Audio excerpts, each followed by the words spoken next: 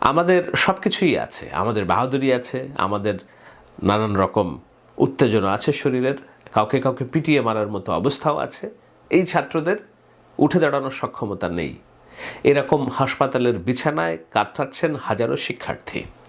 আহত হয়েছে কমপক্ষে ৩৩,০০০, সংখ্যাটা আরও বেশি হতে পারে।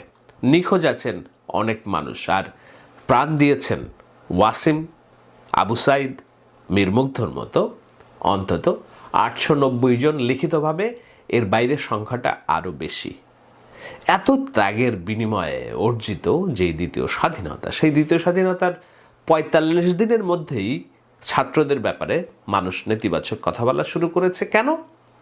এই কারণে যে তাদের কিছু আচরণ কিংবা বিশ্ববিদ্যালয় এবং অন্যান্য জায়গাগুলোতে যেভাবে তারা আইন নিজের হাতে তুলে নিচ্ছে, এটিকে মব ছাড়া অন্য কোনো কিছুই নামে আর